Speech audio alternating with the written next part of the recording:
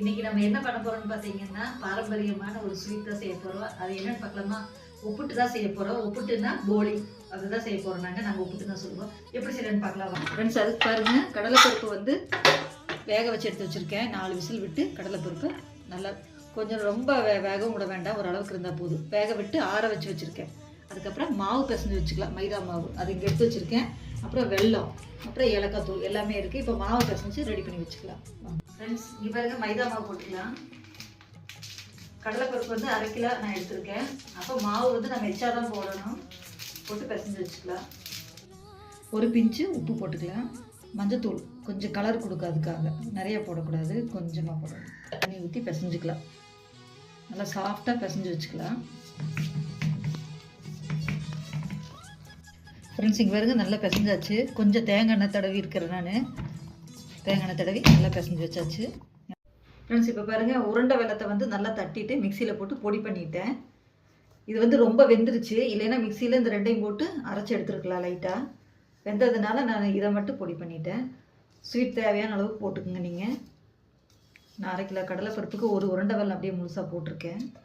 ஏலக்காய் தூள் தட்டி வச்சுருக்கேன், அதையும் போட்டுக்கலாம் ஃப்ரெண்ட்ஸ். இங்கே பாருங்கள், இந்த மாதிரி இந்த அளவுக்கு உருண்டை பிடிச்சிக்கோங்க. மாவை நல்லா பிசைஞ்சு எடுத்து வச்சுட்டோம் பருப்பை. தேங்காய் எண்ணெய் தொட்டு நம்ம இதை கையிலேயே இது பண்ணிக்கலாம். இது வச்சுட்டு நம்ம இதை மூடிக்கலாம். மூடிட்டு இப்படியே தட்டி கொடுப்போம். லேசாக எண்ணெய் தொட்டு தட்டி கொடுப்போம். தோசைக்கல்ல வச்சு தேங்காய் எண்ணெய் ஊற்றிக்கலாம். நெய் வேணால் நெய் ஊற்றிங்க, நான் தேங்காய் எண்ணெய் தான் ஊற்றுறேன்.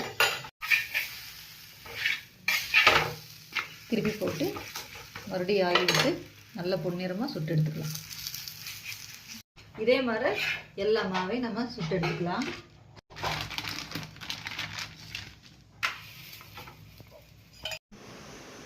ஃப்ரெண்ட்ஸ், இப்போ பாருங்கள், நமக்கு போலி எல்லாம் செஞ்சாச்சு. எங்களோட நான் சொல்கிறது வந்து ஒப்புட்டுன்னு சொல்லுவோம். இப்போ எல்லாம் ரெடி பண்ணியாச்சு. சாப்பிடலாம் ரெக்ஸு? சாப்பிடுவோமா? சரி, சாப்பிடலாம் சொல்லிட்டாங்க. இப்போ நம்ம டேஸ்ட் பண்ணி பார்க்கலாம். டேஸ்ட் பண்ணலாமா? சூப்பராக வந்துருக்குது. இங்கே ரெக்ஸ் குட்டிக்கு ஃபஸ்ட்டு கொடுக்கலாம். பருப்பு மட்டும் கொடுக்கலாம். ரெக்ஸ் குட்டிக்கு மாவு வேண்டாம். எப்படி இருக்குன்னு சொல்லுங்கள் பாட்டி. நான் சாப்பிட்றேன். சூப்பராக இருக்கா? சூப்பராக இருக்காம்மா. நல்லா இருக்கும் ஃப்ரெண்ட்ஸ். இதே மாதிரி நீங்களும் செஞ்சு பாருங்கள், எப்படி இருக்குன்னு சொல்லுங்கள். ஓகே ஃப்ரெண்ட்ஸ், பாய். பாய் சொல்லிடுங்க. பாய் பாய்.